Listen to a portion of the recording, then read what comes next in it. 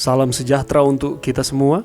Pelajaran Sekolah Sahabat dengan tema utama Kejadian. Pelajaran pertama, Penciptaan. Rabu, 30 Maret, Penciptaan manusia. Penciptaan manusia adalah tindakan terakhir Tuhan atas penciptaan, setidaknya dalam catatan Kejadian. Manusia adalah puncak dari seluruh ciptaan duniawi, tujuan untuk apa bumi dibuat. Bacalah Kejadian 1 ayat 26-29 dan Kejadian 2 ayat 7. Apakah hubungan antara dua versi berbeda ini sehubungan dengan penciptaan manusia? Bahwa Tuhan telah menciptakan manusia menurut gambarnya adalah salah satu pernyataan paling berani dari Alkitab. Hanya manusia yang diciptakan menurut gambar Tuhan. Meskipun Allah menjadikan segala jenis binatang liar dan segala jenis ternak dan segala jenis binatang melata di muka bumi, Allah menciptakan manusia menurut gambarnya. Rumus ini seringkali dibatasi pada sifat spiritual manusia, yang diartikan bahwa gambar Tuhan dipahami hanya sebagai fungsi administratif untuk mewakili Tuhan, atau fungsi spiritual dari hubungan dengan Tuhan atau dengan sesamanya. Meskipun pemahaman ini benar, mereka gagal memasukkan realitas fisik penting dari ciptaan ini.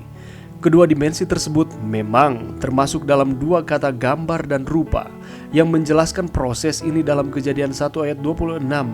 Sementara kata Ibrani selem, gambar, mengacu pada bentuk konkret dari tubuh fisik kata demut atau rupa, mengacu pada kualitas abstrak yang sebanding dengan pribadi ilahi. Oleh karena itu, pengertian Ibrani tentang gambar Allah harus dipahami dalam pengertian menyeluruh dari pandangan Alkitabiah tentang kodrat manusia.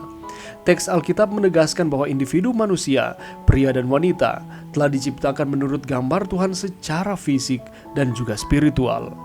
Seperti Ellen White dengan jelas berkomentar, ketika Adam lahir dari tangan pencipta, ia membawa dalam tubuh, pikiran, dan rohaninya sifat yang serupa dengan Khaliknya. Kita boleh dapatkan itu di dalam seri Membina jilid 3 halaman 11. Faktanya, pemahaman menyeluruh tentang gambar Allah, termasuk tubuh fisik, ditegaskan kembali dalam kisah penciptaan lainnya yang mengatakan bahwa manusia itu menjadi makhluk yang hidup. Secara harafiah, jiwa yang hidup atau nefes, sebagai hasil dari dua operasi ilahi, Tuhan membentuk dan Tuhan bernafas. Perhatikan bahwa nafas sering mengacu pada dimensi spiritual, tetapi juga terkait erat dengan kapasitas biologis pernapasan bagian dari manusia yang dibentuk dari debu tanah. Itu adalah nafas hidup, yakni nafas secara spiritual dan kehidupan atau fisik. Tuhan kemudian akan melakukan operasi ketiga, kali ini untuk menciptakan perempuan dari tubuh laki-laki. Cara untuk menekankan bahwa perempuan memiliki sifat alamiah yang sama dengan laki-laki. Pelajaran yang bisa kita dapatkan pada saat ini. Pernahkah kita berpikir mengapa Tuhan menciptakan manusia di hari yang ke-6 bukan di hari-hari yang lain di dalam penciptaannya? Jawabannya adalah bahwa manusia adalah spesial di mata Tuhan. Segala sesuatu ia telah lengkapi, dia telah ciptakan, semuanya itu adalah untuk manusia. Itulah sebabnya di dalam Kejadian 1 ayat 26 di sana mencatat bahwa baiklah kita menjadikan manusia menurut gambar dan rupa kita.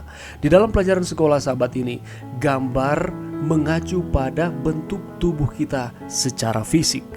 Sedangkan rupa mengacu pada kualitas abstrak yang sebanding dengan pribadi ilahi, atau dengan kata lain, karakter kita sama seperti dengan Tuhan.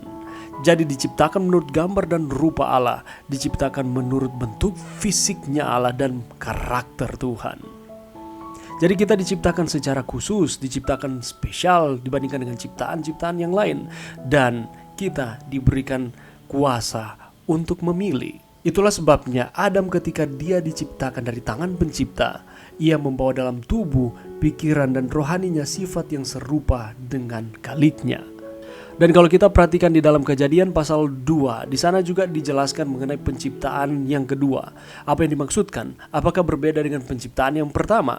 Penciptaan yang pertama di dalam Kejadian pasal 1 adalah penciptaan secara keseluruhan dari hari pertama sampai hari ke-7 Allah berhenti dari pekerjaannya.